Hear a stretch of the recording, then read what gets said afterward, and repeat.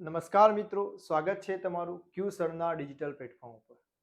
તો મિત્રો, ખાસ આજે આપણે એટલા માટે મળ્યા છીએ કે અત્યારે જે કરંટમાં ભરતીઓ ચાલે છે, એટલે કે શિક્ષણ સહાયકની ભરતી, ટાટ સેકન્ડરી, ટાટ હાયર સેકન્ડરીમાં, વિદ્યા સહાયકની ભરતી, ધોરણ 6 થી 8, ધોરણ 1 થી 5 ની ભરતી, આ બધી જ ભરતીઓને લઈને કંઈક ના કંઈક નવી અપડેટ આવતી રહેતી હોય છે.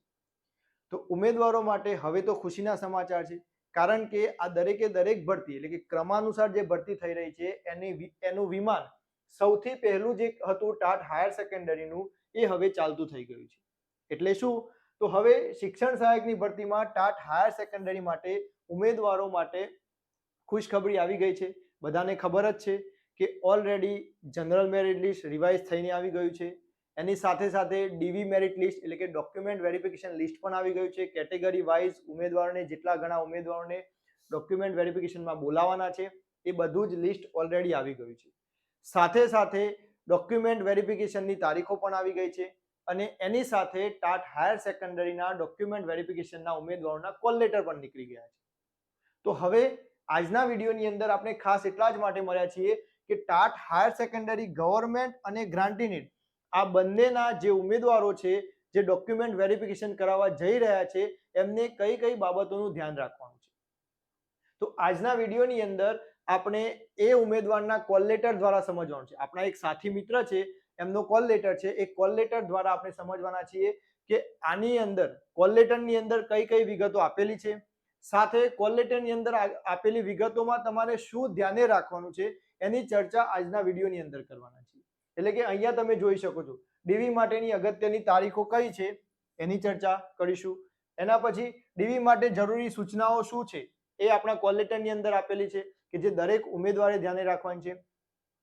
ડીવી માટેના જરૂરી ડોક્યુમેન્ટ્સ કયા કયા છે, તમારે ડીવી કરાવવા જશો એટલે કેટલા સેટ ડોક્યુમેન્ટના લઈ જવા પડશે, ઓરિજિનલ અને સ્વપ્રમાણિત નકલો કેટલી લઈ જવી પડશે, એની પણ બધી જ માહિતી અંદર કોલ લેટરની અંદર આપેલી છે. બીજું, ડીવી માટે ક્યાં જવાનું છે એ પણ આપણે વાત કરવાના છીએ. તો આ બધી જ માહિતી આજના વિડીયોની અંદર આપણે લેવાના છીએ. ક્લિયર? તો સૌથી પહેલી વાત કરીશું કે ડીવી માટેની અગત્યની તારીખો કઈ છે. અને ખાસ આ જે વિડીયો છે એ સેકન્ડરીના ઉમેદવારો માટે પણ કામમાં આવશે.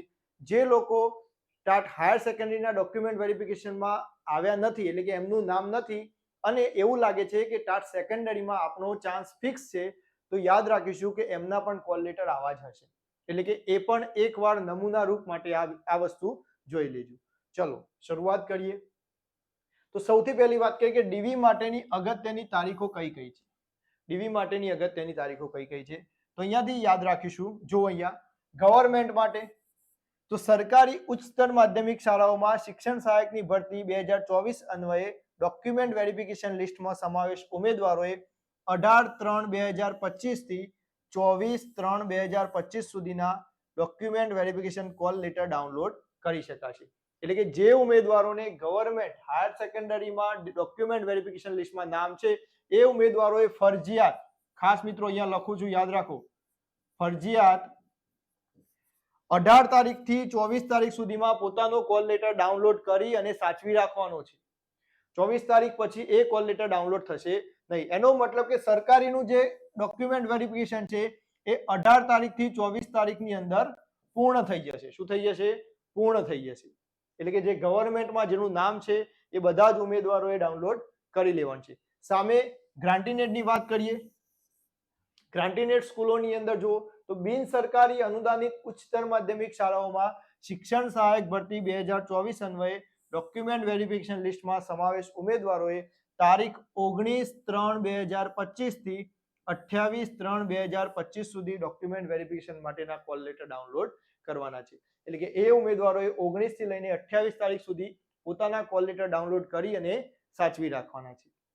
તો એ લોકોનું 19 તારીખથી 28 તારીખની વચ્ચે ડોક્યુમેન્ટ વેરિફિકેશન પૂર્ણ થઈ જશે. જે લોકોનું નામ ગવર્મેન્ટમાં અને ગ્રાન્ટીનેટ બંનેમાં છે તો બંનેના કોલ લેટર અલગ અલગ નીકળશે. આ વસ્તુ ધ્યાને રાખજો. ગવર્મેન્ટનો કોલ લેટર પણ અલગ હશે, ગ્રાન્ટીનેટનો કોલ લેટર પણ અલગ હશે. એટલે બંનેના કોલ લેટર તમારે ડાઉનલોડ કરવાના છે. ક્લિયર? તો આ થઈ આપણી તારીખોની વાત.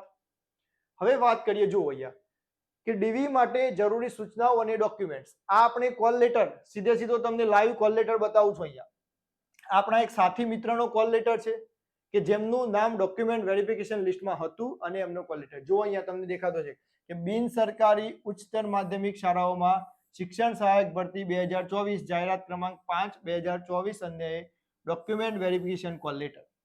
આ બિન સરકારી એટલે કે ગ્રાન્ટીનેડનો છે આ કોલ લેટર.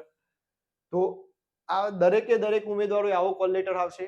એની અંદર અહીંયા ઉમેદવારનું નામ હશે. આપણે પ્રાઇવેસી માટે એ જે ઉમેદવાર છે એનું નામ આપણે હાઈડ કર્યું છે. અહીંયા તમારો અરજીપત્રક નંબર હશે. અહીંયા નામ, અહીંયા અરજીપત્રક નંબર હશે. સાથે સાથે વિભાગ તો હાયર સેકન્ડરી વિભાગ છે. માધ્યમ ગુજરાતી વિષય, જે પણ વિષય હોય, આ ભાઈને મેથ્સ વિષય છે તો આપણે મેથ્સ વિષય છે એની કેટેગરી જે પણ હોય એ.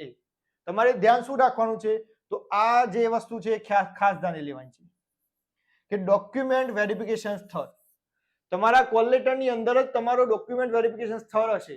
તમે જે પણ જિલ્લામાં છો એ જિલ્લાની નજીક, એ જિલ્લામાં જે ડોક્યુમેન્ટ વેરિફિકેશન સ્થળ છે એની યાદી પણ આપણી વેબસાઇટ ઉપર અવેલેબલ છે. તો એ વેબસાઇટ ઉપર અવેલેબલ છે. એના સિવાય તમારા કોલ લેટરની અંદર પણ આપેલું છે કે કયું સ્થળ છે. જો અહીંયા Shri JNB Vidyalaya, Shri MP Shah arts and science college પાછળ, સુરેન્દ્રનગર. આ સુરેન્દ્રનગરનો ઉમેદવાર છે કે જેનું ડોક્યુમેન્ટ વેરિફિકેશન સ્થળ છે Shri JNB Vidyalaya, Shri MP Shah arts and science કોલેજની પાછળ, સુરેન્દ્રનગર. તો તમારે આ ખાસ જોઈ લેવાનું છે કે તમારો ડોક્યુમેન્ટ વેરિફિકેશનનું સ્થળ કઈ જગ્યાએ છે અને સાથે સાથે સમય જોઈ લેવાનો છે. તો 16:30 થી 18, એટલે કે તમને જે પણ સમય આપ્યો છે એ સમયના પહેલા અચૂક તમે ડોક્યુમેન્ટ સ્થળ ઉપર પહોંચી જજો. ક્લિયર? તો આ બંને વસ્તુ તમારે જોવાની છે. અને તારીખ, ખાસ તારીખ મિસ ના થાય એનું ધ્યાન રાખજો બધા. ડોક્યુમેન્ટ વેરિફિકેશનની તારીખ પણ અહીંયા આપેલ છે 27/3/2025. ગ્રાન્ટીનેટ છે એટલે લેટ છે, તો 27/3/2025. એટલે કે આ તારીખે જે પણ ઉમેદવારને પોતાના કોલ લેટરની અંદર જોવાનું કે મારે કઈ તારીખ છે, એ તારીખે નિયત સમયે નિયત સ્થળે પોતાની રીતે પહોંચી જવું. એડવાન્સમાં વહેલા જ પહોંચી જવું. તો ખાસ આ પ્રકારનો કોલ લેટર હશે. કોલ લેટરનો પહેલો ભાગ છે. હવે આગળ કોલ લેટરની અંદર બીજી અલગ અલગ સૂચનાઓ આપેલી છે કે જે ઉમેદવારે ધ્યાને લેવાની છે. તો કઈ સૂચનાઓ છે જો અહીંયા. તો અહીંયા ડોક્યુમેન્ટ કોલ લેટરની અંદર લખેલ છે કે શ્રીમાન, આપનો ડોક્યુમેન્ટ વેરિફિકેશન લિસ્ટમાં સમાવેશ થયેલ છે, જેથી આપે ડોક્યુમેન્ટ વેરિફિકેશન માટે ઉક્ત સ્થળે જે સ્થળ આપ્યું છે એ તારીખ અને સમયે નીચે દર્શાવેલ તમામ અસલ ગુણપત્રકો, ખાસ નીચે ડોક્યુમેન્ટ વેરિફિકેશનનો લિસ્ટ આપેલા છે એ બધાના અસલ ગુણપત્રકો, પ્રમાણપત્રો અને અન્ય આધાર પુરાવા તેમજ તેની 2 સ્વપ્રમાણિત નકલ. આ યાદ રાખીશું, આ ભૂલાય નહીં મિત્રો. બધા જ ડોક્યુમેન્ટ્સ અસલ તો લઈ જ જવાના છે, એની સાથે 2 સ્વપ્રમાણિત નકલ, સ્વપ્રમાણિત સેલ્ફ ડિક્લેરેશન કરેલી 2 નકલો લઈ જવાની છે. દરેકે દરેક ડોક્યુમેન્ટની 2 નકલો એટલે કે 2 બંચ બનાવી અને તમારે સેલ્ફ ડિક્લેરેશન કરી અને લઈ જવાની છે. સાથે ઉપસ્થિત રહી ફરજિયાત ડોક્યુમેન્ટ વેરિફિકેશન કરાવી લેવાનું રહેશે. અને એના સિવાય તમને અહીંયા બાહેધરીમાં બોધી દે છે કે જો તમે નિયત સ્થળે તારીખે સમયે ડોક્યુમેન્ટ વેરિફિકેશન માટે ઉપસ્થિત નહીં રહો તો આપ ભરતીની આગળની પ્રક્રિયામાં ભાગ લેવા માંગતા નથી એમ માની અરજી રદ થવાને પાત્ર થશે. અહીંયાથી તમને બાહેધરી આપવામાં આવે છે, તમને બાંધી દેવામાં આવે છે કે જો તમે આ તારીખે, આ સ્થળે, આ સમયે આ ડોક્યુમેન્ટ સાથે ડોક્યુમેન્ટ વેરિફિકેશન સેન્ટર પર ઉપલબ્ધ રહેતા નથી તો એવું માની લેવામાં આવે છે કે તમે આ પ્રક્રિયામાં ભાગ લેવા માટે ઈચ્છતા નથી અને ઓટોમેટિકલી તમારી જે અરજી છે એ રદ થવાને પાત્ર રહેશે. એટલે કે આ વસ્તુ ધ્યાને લઈશું ખાસ આપણે. પછી ડોક્યુમેન્ટ વેરિફિકેશન માટે પાત્ર ઠરેલ ઉમેદવારોએ જાહેરાતના અનુસંધાને ઓનલાઈન કન્ફર્મ થયેલ ફાઇનલ અરજી, આ ખાસ બધા જોડે હશે. બધા જ લોકોએ જ્યારે ઓનલાઈન કન્ફર્મ કર્યું, ફોર્મ ભર્યું હતું એ વખતે તમારી જે અરજી કન્ફર્મ થયેલી છે એની પ્રિન્ટ ખાસ યાદ રાખીશું, એની પ્રિન્ટ પણ સાથે લઈ જવાની છે. વિદ્યા સહાયકો માટે વિદ્યા સહાયકનો કોલ લેટર હતો અથવા તો વિદ્યા સહાયક જ્યારે આવશે ત્યારે વિદ્યા સહાયકોને શું આપવામાં આવેલું છે? વિદ્યા સહાયકોને ફીની પહોંચ આપવામાં આવેલી છે. એ તો એ ફીની પહોંચ તમારે સાચવી રાખવાની છે ખાસ મિત્રો. તો શિક્ષણ સહાયકમાં તમારે શું લઈ જવાનું છે જોડે? તો જે તમે ઓનલાઈન ફોર્મ ભર્યું હતું એ વખતે જે અરજી કન્ફર્મ થયેલી છે એ અરજી પત્રકની નકલ સાથે લાગુ પડતા જરૂરી ગુણપત્રકો, પ્રમાણપત્રકો, અન્ય આધાર પુરાવાની સ્વપ્રમાણિત નકલ ક્રમાનુસાર લઈ જવાની રહેશે. તો અરજી અને એની સાથે આ જે ક્રમમાં આપેલા છે જે ડોક્યુમેન્ટ્સ, એ બધા જ ડોક્યુમેન્ટ્સ ક્રમાનુસાર તમારે ગોઠવી સ્વપ્રમાણિત નકલ કરી અને લઈ જવાના રહેશે. કયા કયા ડોક્યુમેન્ટ્સ છે વાત કરીએ. જુઓ તો સૌથી પહેલી, ઉમેદવારના નામ અટકમાં ફેરફાર હોય તો સોગંદનામું, સરકારી ગેઝેટની નકલ. નામમાં મોટો તફાવત હોય તેવા કિસ્સામાં પરિણીત મહિલા ઉમેદવાર માટે લગ્ન નોંધણી પ્રમાણપત્ર. એટલે કે જો કોઈ ઉમેદવારને એની એકેય ડોક્યુમેન્ટમાં એવું છે કે બંનેમાં નામ અલગ અલગ છે, એવો કોઈ પણ પ્રશ્ન છે, તો તમારે શું કરવાનું? તો સોગંદનામું કરાવી લેવાનું. અથવા તો અને પરિણીત જે મહિલાઓ છે એમને લગ્ન નોંધણી પ્રમાણપત્ર, મેરેજ સર્ટિફિકેટ ફરજિયાત લઈ જવાનું રહેશે. ક્લિયર? જો તમે ભરતી જે ઓનલાઈન ફોર્મ ભર્યું છે એ વખતે મેરિડ કરેલું છે તો તમારે મેરેજ સર્ટિફિકેટ લઈ જવાનું રહેશે. ક્લિયર? પછી બીજું ડોક્યુમેન્ટ, જન્મ તારીખના પુરાવા માટે શાળા છોડ્યાનું પ્રમાણપત્ર, એટલે કે તમારું લિવિંગ સર્ટિફિકેટ. જન્મ તારીખના પુરાવા માટે લિવિંગ સર્ટિફિકેટ. અને જો તમારી પાસે લિવિંગ સર્ટિફિકેટ નથી તો તમારે ધોરણ 10 નું ક્રેડિટ સર્ટી લઈ જવાનું છે. ઘણા લોકોને પ્રશ્ન થશે કે હવે ક્રેડિટ સર્ટી શું છે? તો આજુબાજુમાં કોઈ ધોરણ 12 સાયન્સમાં અભ્યાસ કરતું હોય તો એને પૂછી લેવાનું કે મિત્ર ક્રેડિટ સર્ટી શું આવે? કારણ કે હમણાં જ એ લોકોએ નીટના ફોર્મ ભર્યા હશે અને નીટના ફોર્મની અંદર ક્રેડિટ સર્ટી કમ્પલસરી માંગે છે. એટલે કે તમારી આજુબાજુમાં કોઈ સાયન્સનો વિદ્યાર્થી હોય તો એને પૂછી લેવાનું કે ભાઈ ધોરણ 10 નું ક્રેડિટ સર્ટી કેવું આવે છે, મને બતાય. તો એ બતાવી દેશે તમને. ક્લિયર? તો આ ધોરણ 10 નું ક્રેડિટ સર્ટી, કારણ કે આપણે ધોરણ 10 પાસ કર્યું હશે ત્યારે આપણું ક્રેડિટ સર્ટી આપણે સાચવીને મૂકી દીધેલું હશે, આપણે જોયું હોય નહીં. તો એને પૂછી લેવાનું કે ભાઈ મને તારું ક્રેડિટ સર્ટી બતાય. જો ક્રેડિટ સર્ટીની મોસ્ટ ઓફ જરૂર નહીં પડે, કારણ કે દરેક વ્યક્તિ પાસે લિવિંગ સર્ટિફિકેટ હશે. જો કદાચ જરૂર પડે છે તો તમારે લઈ જવાનું રહેશે. ક્લિયર? પછી ઉમેદવારનું આધાર કાર્ડ, અસલ આધાર કાર્ડ જે છે એ આપણે લઈ જવાનું રહેશે સાથે. બધા જ જોડે હશે, કારણ કે આધાર કાર્ડ વગર અત્યારે તો ચાલતું નથી. એના પછી કયું ડોક્યુમેન્ટ છે? તો ઉમેદવારની માતાનું આધાર કાર્ડ. ખાસ ઉમેદવાર છે એની માતાનું આધાર કાર્ડ લઈ જવાનું છે માતાના નામની ખરાઈ માટે. આધાર કાર્ડ ના હોય તેવા કિસ્સામાં માતાનું સાચું નામ હોય તેવા માન્ય આધાર, દાખલા તરીકે જન્મનો દાખલો, પાસપોર્ટ, શાળા છોડ્યાનું પ્રમાણપત્ર કે એલસી, રેશન કાર્ડ, માતાના નામની ઓળખ છતી થાય તેવો પુરાવો. ટૂંકમાં માતાના નામની ખરાઈ કરવા માટે જેટલા પણ અહીંયા ડોક્યુમેન્ટ દર્શાવેલા છે એ બધામાંથી કોઈ પણ એક ડોક્યુમેન્ટ તમારી પાસે હોય તો તમારે લઈ જવાનું રહેશે. ફરજિયાત છે મિત્રો, માતાના નામની ખરાઈ કરવી ફરજિયાત છે, એટલે બધા ડોક્યુમેન્ટ તમારે લઈ જવાના. એના પછી દ્વિસ્તરીય ટાટ 2023 ની માર્કશીટ, જેને મેન્સ આપણે બધાએ મેન્સ આપી છે, મેન્સની તમારી જે માર્કશીટ આવી છે દ્વિસ્તરીય ટાટની, એ માર્કશીટ લઈ જવાની છે ઓરિજિનલ. એના પછી શૈક્ષણિક સ્નાતક માર્કશીટ અને ડિગ્રી સર્ટિફિકેટ. સ્નાતક માર્કશીટ એટલે કે તમારી જે ગ્રેજ્યુએશનની બધી જ માર્કશીટો હશે એ બધી જ ઓરિજિનલ માર્કશીટો, સાથે સાથે ડિગ્રી સર્ટિફિકેટ અને અનુસ્નાતકની માર્કશીટ અને ડિગ્રી સર્ટિફિકેટ. એટલે કે જે માસ્ટર ડિગ્રી, દાખલા તરીકે તમે MSc કર્યું છે, MA કર્યું છે, MCOM કર્યું છે, તે માસ્ટર ડિગ્રીની તમામે તમામ માર્કશીટો અને એની ડિગ્રી સર્ટિફિકેટ. અહીંયા ખાસ બાબત એ છે કે અહીંયા ગ્રેજ્યુએશન અને માસ્ટર આ બંનેની અંદર ટ્રાયલ સર્ટી નથી માંગ્યું. વિદ્યા સહાયકની અંદર સ્નાતક અને અનુસ્નાતક બધાનો ટ્રાયલ સર્ટી કમ્પલસરી માંગેલા હતા. અહીંયા સારી બાબત એ છે કે ગ્રેજ્યુએશન અને માસ્ટર ડિગ્રીનું ટ્રાયલ સર્ટી નથી માંગ્યું. એટલે તમારે શું કરવાનું છે? તો તમામે તમામ માર્કશીટો અને એનું ડિગ્રી સર્ટિફિકેટ જે છે એ ડિગ્રી સર્ટિફિકેટ લઈ જવાનું છે જોડે. એના પછી વ્યવસાયિક સ્નાતક માર્કશીટ, ડિગ્રી સર્ટિફિકેટ અને NCT પ્રમાણપત્ર. એટલે કે વ્યવસાયિક સ્નાતક એટલે કે બીએડ, વ્યવસાયિક સ્નાતક એટલે કે બીએડ, તમે જે બીએડ કર્યું છે એ બીએડ ની બધી જ માર્કશીટો, સાથે સાથે બીએડ નું ડિગ્રી સર્ટિફિકેટ અને NCT માન્ય પ્રમાણપત્ર, આ ત્રણ વસ્તુ બીએડ ની લઈ જવાની છે. આમાં પણ ટ્રાયલ સર્ટી માંગ્યું નથી. એટલે કે અહીંયા એક પણ ડિગ્રીમાં ટ્રાયલ સર્ટી આપનું માંગેલું નથી. પછી અનુસ્નાતક એટલે કે એમએડ કર્યું હોય તમે તો એમએડ ની માર્કશીટો, ડિગ્રી સર્ટિફિકેટ અને એમએડ નું NCT પ્રમાણપત્ર માન્યતા પ્રમાણપત્ર પણ લઈ જવાનું છે, જો લાગુ પડતું હોય તો, એમએડ કર્યું હોય તો. બાકી આ 3 તો કમ્પલસરી છે.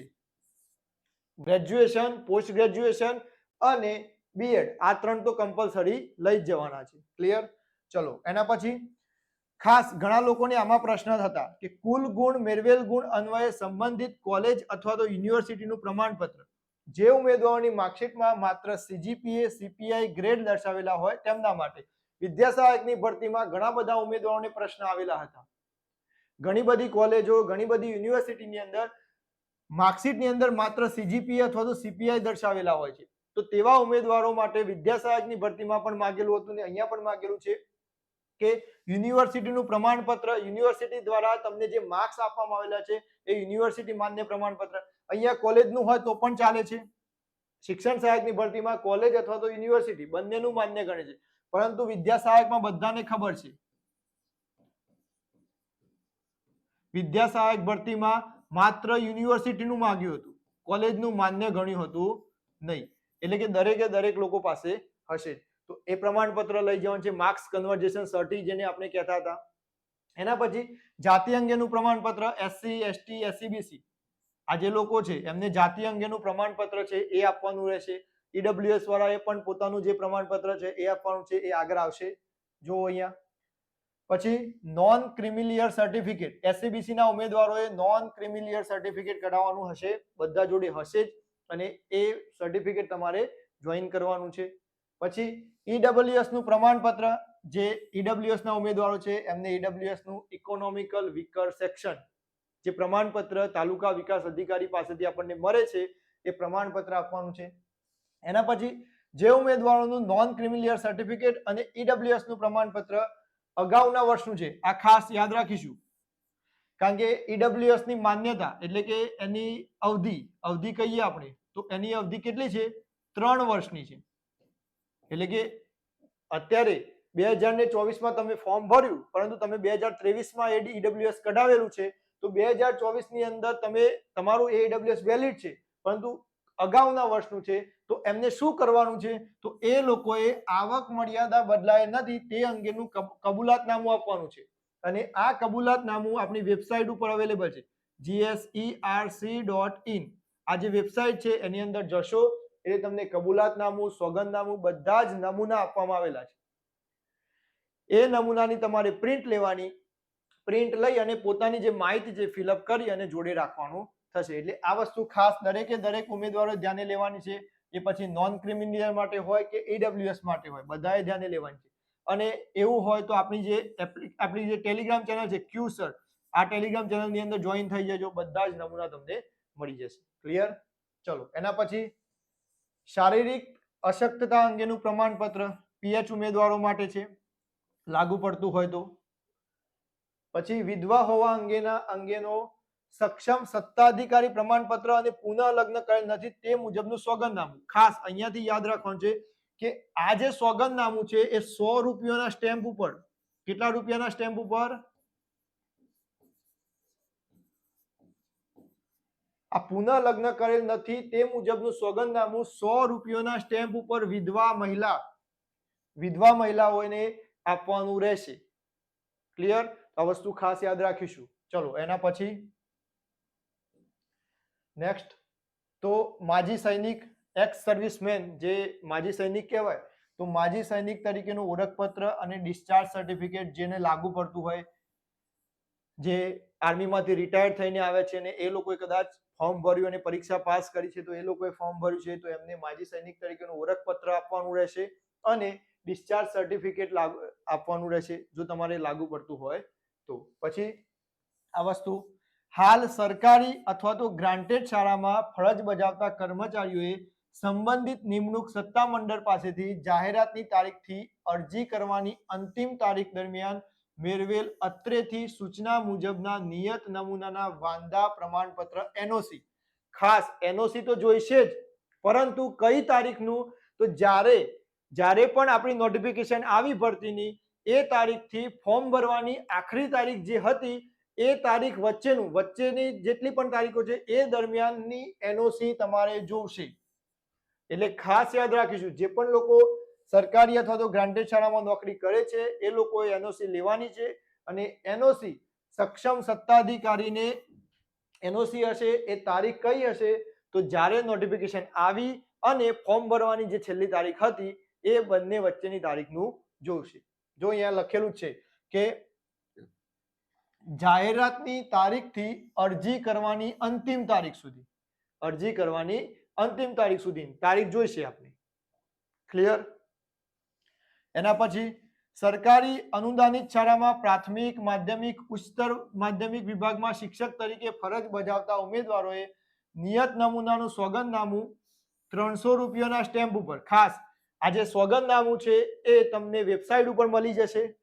એ સોગંદનામું 300 રૂપિયાના સ્ટેમ્પ ઉપર નોટરી સમક્ષ કરાવી રજૂ કરવાનું રહેશે. એટલે આ દરેકે દરેક જે ઉમેદવારો નોકરી કરે છે એ પછી પ્રાથમિક શાળા હોય, માધ્યમિક હોય કે ઉચ્ચતર માધ્યમિકમાં હોય, જો અત્યારે નોકરી કરે છે તો એમને જે સોગંદનામું આપવામાં આવેલું છે વેબસાઇટ ઉપર એ સોગંદનામું 300 રૂપિયાના સ્ટેમ્પ ઉપર નોટરી કરી અને આપવાનું રહેશે.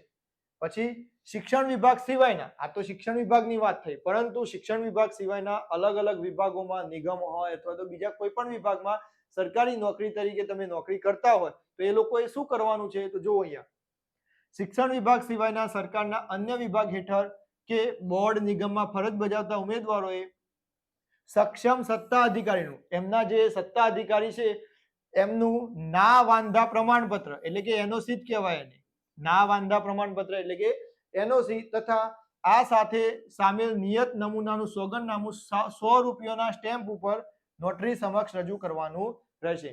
એટલે કે શિક્ષણ વિભાગ સિવાયના જેટલા પણ બીજા વિભાગમાં નોકરી કરે છે એ લોકો જો ડોક્યુમેન્ટ વેરિફિકેશન કરાવવા જશે તો એમને શું કરવાનું છે તો એમના સત્તાધિકારી જોડેથી એનઓસી લેવાની છે અને વેબસાઇટ ઉપર જે સોગંદનામું આપ્યું છે એ સોગંદનામું 100 રૂપિયાના સ્ટેમ્પ ઉપર કરી અને સાથે લઈ જવાનું રહેશે. ક્લિયર? એના પછી કોઈ પણ સરકારી વિભાગમાં ફરજ બજાવતા ન હોય તે ઉમેદવારે કરાર આધારિત નિમણૂક ધરાવતા ઉમેદવારોએ સાદા કાગળ ઉપર નિયત નમૂનાનું સ્વ ઘોષણા પત્રક રજૂ કરવાનું રહેશે. એટલે કે તમે સરકારી વિભાગમાં નોકરી કરતા નથી અથવા તો કરાર આધારિત નોકરી કરો છો તો તમારે એક સાદા કાગળ ઉપર નમૂનો આપવામાં આવેલો છે એવું સ્વ ઘોષણા પત્રક સાથે લઈ જવાનું રહેશે. આ સ્વ ઘોષણા પત્રક પછી આ સોગંદનામું, આ બધાના જ નમૂના ઓલરેડી વેબસાઇટ ઉપર અપલોડ કરી દેવામાં આવેલા છે સરકાર દ્વારા, તો એ વેબસાઇટ ચેક કરી લેવાની અથવા તો આપણી ટેલિગ્રામ ચેનલ ચેક કરશો તો પણ તમને મળી જશે. ક્લિયર? તો આ 21 ડોક્યુમેન્ટ્સ ટોટલ જેને જે લાગુ પડે છે એ બધા જ વ્યવસ્થિત ક્રમાનુસાર બે નકલ, કેટલી નકલ? બે નકલ લઈ જવાની બધી જ, અને બધી જ કેવી હોવી જોઈએ? સ્વપ્રમાણિત નકલ હોવી જોઈએ. સેલ્ફ ડિક્લેરેશન વાળી નીચે સહી કરેલી નકલો સાથે લઈ જવાની રહેશે અને નકલની સાથે સાથે બધા જ ઓરિજિનલ ડોક્યુમેન્ટ સાથે લઈ જવાના થશે. ક્લિયર? તો ખાસ યાદ રાખીશું. એના પછી જો અહીંયા ખાસ 22 નંબરનું, શૈક્ષણિક અને વ્યવસાયિક લાયકાતો પૈકી જે લાયકાતો રાજ્ય બહારની યુનિવર્સિટીમાંથી મેળવેલ હોય, જેને ગુજરાત રાજ્ય બહારની યુનિવર્સિટીમાંથી મેળવેલ હોય તો એમના માટે શું ધ્યાને રાખવાનું છે તો અન્ય રાજ્યમાં સ્નાતક થયા હોય, ગ્રેજ્યુએશન કર્યું હોય બીજા રાજ્યની અંદર, તો ગુજરાત માધ્યમિક અને ઉચ્ચતર માધ્યમિક શિક્ષણ board GSHSEB, Gujarat secondary and higher secondary education board પાસેથી સ્થળાંતરનું પ્રમાણપત્ર એટલે કે માઇગ્રેશન સર્ટી ઝેરોક્સ નકલ અથવા તો તેની ડુપ્લિકેટ નકલ લાવવાની રહેશે. જેને બહાર રાજ્ય બહાર ગ્રેજ્યુએશન કર્યું છે એ લોકો માટે ધ્યાને આપજો. પછી અન્ય રાજ્યમાં અનુસ્નાતક થયા હોય એટલે કે માસ્ટર ડિગ્રી બીજા રાજ્યમાં કરી હોય, ગ્રેજ્યુએશન ગુજરાતમાં કર્યું છે અને માસ્ટર ડિગ્રી આપણે બીજા રાજ્યમાં કર્યું છે તો એ લોકોને શું કરવાનું છે તો સ્નાતકનો છેલ્લો અભ્યાસ જે યુનિવર્સિટીમાંથી કરેલ હોય તેનું માઇગ્રેશન સર્ટી, સ્થળાંતર પ્રમાણપત્ર એટલે કે માઇગ્રેશન સર્ટી લાવવાનું રહેશે. એની નકલ અથવા તો ડુપ્લિકેટ નકલ આપવાની રહેશે. કારણ કે તમે જે પણ કોલેજની અંદર, જે પણ યુનિવર્સિટીની અંદર ગુજરાતમાં ભણ્યા છો એના જોડેથી તમે માઇગ્રેશન સર્ટી લીધેલું હશે તો એ માઇગ્રેશન સર્ટી આપવાનું રહેશે. ક્લિયર? એના પછી અન્ય રાજ્યની કોલેજ અથવા યુનિવર્સિટીનું બોનાફાઇડ પ્રમાણપત્ર આપવાનું રહેશે. અન્ય રાજ્યની જે કોલેજ છે અથવા યુનિવર્સિટી છે એનું બોનાફાઇડ પ્રમાણપત્ર તમારે આપવાનું થશે. પછી અભ્યાસ દરમિયાન તમે જ્યાં રહેઠાણ છે તમારું જે હોય અથવા હોસ્ટેલ હોય અથવા તો તમારું ઘર હોય તો એ રહેઠાણનો પુરાવો અથવા તો હોસ્ટેલની ફી ભર્યાની પાવતી તમારે આપવાની થશે. પછી પરીક્ષા જે સ્થળે આપેલ હોય તે સ્થળની હોલ ટિકિટ તમારે દર્શાવવાની રહેશે. અભ્યાસ કરેલ કોલેજ યુનિવર્સિટી પાસેથી મેળવેલ જોડાણની નકલ અથવા તો માન્યતાની નકલ. તમે જે પણ કોલેજમાં અભ્યાસ કર્યો છે એ કોલેજ પાસેથી તમને જે નકલો આપવામાં આવેલ છે માન્યતાની, એ નકલો બધી જ આપવાની રહેશે. માન્ય યુનિવર્સિટીમાંથી સ્નાતક અનુસ્નાતકની લાયકાત, તમે રેગ્યુલર અભ્યાસક્રમ કર્યો છે કે નહીં એના માટે તમારે યુનિવર્સિટી રજિસ્ટ્રારનું પ્રમાણપત્ર જોઈશે. તમે ગુજરાતની બહાર યુનિવર્સિટીની અંદર અભ્યાસ કરો છો, તમે રેગ્યુલર અભ્યાસક્રમમાં હતા કે ડિસ્ટન્સ અભ્યાસક્રમમાં હતા, એનું પ્રમાણપત્ર યુનિવર્સિટીના રજિસ્ટ્રારના પાસેથી તમારે મેળવવાનું થશે. આ બધી જ માહિતી કોના માટે છે? તો જે રાજ્યની બહારની યુનિવર્સિટીમાંથી ભણી અને આવ્યો છે, એટલે કે ગુજરાત બહારની યુનિવર્સિટીમાંથી જે લોકો ભણ્યા છે એમને આટલી વસ્તુઓ ધ્યાને રાખવાની થશે. પછી ઉપરોક્ત પુરાવા સિવાયનો અન્ય કોઈ પુરાવો હોય તો તમે આપી શકો છો ખાસ. પછી જો આગળ નોન ક્રિમિલિયર ઈડબ્લ્યુએસ વિધવા પ્રમાણપત્ર તેમજ અન્ય તમામ આનુષંગિક આધાર પુરાવાઓ સરકારશ્રીના સંબંધિત ઠરાવો અને ધારાધોરણની જોગવાઈ મુજબ ઉચ્ચતર માધ્યમિક શિક્ષણ સહાયક માટે 21/10/2024 રોજ માન્ય હોય તેવા પ્રમાણપત્રો આધારો દસ્તાવેજો ગ્રાહ્ય રાખવામાં આવશે, જેની ખાસ નોંધ લેવી. એટલે કે આ જે બધા પ્રમાણપત્રો છે એની અવધિ 21/10 પહેલા જો પૂરી થઈ ગઈ છે અને તમે એ અવધિ પૂરી થઈ ગયેલી છે પ્રમાણપત્રની એ જ અપલોડ કર્યું છે તો માન્ય રાખવામાં આવશે નહીં. જો એ માન્ય છે તો જ એને માન્ય રાખવામાં આવશે. ક્લિયર? તો આટલી વસ્તુ યાદ રાખવાની છે. અને છેલ્લે વિશેષ નોંધ કરી અને ડોક્યુમેન્ટ વેરિફિકેશનના કોલ લેટરમાં છેલ્લે નીચે લાસ્ટમાં વિશેષ નોંધ કરીને તમને આપવામાં આવેલું છે કે ડોક્યુમેન્ટ વેરિફિકેશન એ ભરતી પ્રક્રિયાનો એક ભાગ છે. ખાસ શું કહે છે ગવર્મેન્ટ કે ડોક્યુમેન્ટ વેરિફિકેશન છે એ ભરતી પ્રક્રિયાનો એક ભાગ છે, જેનાથી નિમણૂક અંગેનો કોઈ હક પ્રસ્થાપિત થતો નથી. તમે ડોક્યુમેન્ટ વેરિફિકેશન કરાવવા ગયા એનો મતલબ એ થતો નથી કે તમને નિમણૂક 100% ફરજિયાત આપવામાં આવશે. આ એક ભાગ છે, આવું ગવર્મેન્ટ ડિક્લેર કરે છે. પછી અને ઉમેદવારના લાયકાતી પ્રમાણપત્રો કે રજૂ કરેલ દસ્તાવેજો કોઈ પણ સમયે અયોગ્ય માલુમ પડશે તો ઉમેદવારની નિમણૂક રદ થવાને પાત્ર રહેશે. આ ગવર્મેન્ટ ડિક્લેરેશન આપે છે કે આ જે ડોક્યુમેન્ટ વેરિફિકેશન છે એ ભરતી પ્રક્રિયાનો એક ભાગ છે. આના આધારે તમે કોઈ હક દાવો કરી શકશો નહીં કે તમને નિમણૂક ઓર્ડર આપવામાં આવે, અને ભવિષ્યની અંદર જો તમારા પ્રમાણપત્રોમાં કોઈ પણ અયોગ્ય માલુમ પડે છે તો તમારી લાયકાત, તમારી જે ઉમેદવારી છે એ રદ થવાને પાત્ર રહેશે. આવું ડિક્લેરેશન ગવર્મેન્ટ લાસ્ટમાં આપે છે. જે પણ આપણો કોલ લેટર છે એની લાસ્ટમાં આવું લખેલું છે. તો આ કોલ લેટર સંપૂર્ણ A to Z call letter મેં તમને સમજાવ્યું. એટલે કે જે લોકો, જે ઉમેદવારો વેરિફિકેશનમાં છે એ લોકોને તો કામમાં આવશે જ, પરંતુ સાથે સાથે જે લોકો ટાટ સેકન્ડરીના ડોક્યુમેન્ટ વેરિફિકેશન લિસ્ટમાં આવશે એ લોકો માટે પણ આ જ પ્રકારનો કોલ લેટર આવશે. એટલે એ લોકોએ પણ સમજવાનું છે. ક્લિયર? ચલો હવે પ્રશ્ન થાય કે ડીવી માટે ક્યાં જવું? ડીવી માટે ક્યાં જવું? તો મેં કહ્યું હતું કે દરેક ઉમેદવારને ડોક્યુમેન્ટ વેરિફિકેશન સ્થળ આપેલું જ છે. પોતાના કોલ લેટરની અંદર ડોક્યુમેન્ટ વેરિફિકેશન સ્થળ આપેલું જ છે. તો આ સ્થળ પ્રમાણે જોઈ લેવાનું અને આપણા જિલ્લાની અંદર જે પણ સ્થળ આપેલું છે એ સ્થળે પોતાનું ડોક્યુમેન્ટ વેરિફિકેશન કરાવવાનું થશે. અને દરેક જિલ્લાની યાદી જોઈએ તો પણ અહીંયા મૂકેલી જ છે. જો અહીંયા આ મેં નમૂના માટે તમને બતાવ્યું કે ડોક્યુમેન્ટ વેરિફિકેશન સેન્ટરનું નામ અને પૂરું સરનામું, દરેક જિલ્લાનું એક ડોક્યુમેન્ટ વેરિફિકેશન સેન્ટર છે. એની માહિતી વેબસાઇટ ઉપર મૂકેલી જ છે. આપણી વેબસાઇટ છે gserc.in. આના પર તમને માહિતી મળી જ જશે. અમદાવાદ શહેર, અમદાવાદ ગ્રામ્ય, અમરેલી, આણંદ, અરવલ્લી, આમ દરેક જિલ્લાનું 34 સેન્ટરોની યાદી આપણને આપવામાં આવેલી છે. ક્લિયર? તો આ તમે વેબસાઇટ ઉપર જઈ અને જોઈ શકો છો. તો આજના વિડીયોની અંદર આપણે સંપૂર્ણ માહિતી મેળવી લીધી છે કે ડોક્યુમેન્ટ વેરિફિકેશન સેન્ટર ઉપર ગયા પછી શું કરવાનું છે, ઘરેથી મારે કઈ વસ્તુઓ લઈ જવાની છે, કયા ડોક્યુમેન્ટ લઈ જવાના છે, તારીખ, સમય અને સ્થળ આ ભૂલાય નહીં. દરેક ઉમેદવારોએ પોતાનું ડોક્યુમેન્ટ વેરિફિકેશન સમયસર કરાવી લેવું, કારણ કે ગવર્મેન્ટ આપણને ઉપર જ બાંધી લે છે કે જો તમે ડોક્યુમેન્ટ વેરિફિકેશન સ્થળ ઉપર નિયત સમયે, નિયત તારીખે હાજર નથી તો એવું માનવામાં આવે છે કે તમે આ ભરતી પ્રક્રિયામાં ભાગ લેવા માટે રસ ધરાવતા નથી અને તમારી ઉમેદવારી ઓટોમેટિકલી રદ થશે. તો પોતાના ડોક્યુમેન્ટ વેરિફિકેશનમાં જોઈ અને નિયત સ્થળે પહોંચી જવું. તો ખાસ આવી જ બધી ભરતીની માહિતી માટે આપણે મળતા રહેશું. જે મિત્રો નવા છે એ ચેનલને સબસ્ક્રાઇબ કરી લે અને લાઈક કરી લે. મળીશું મિત્રો આપણે નેક્સ્ટ વિડીયોની અંદર.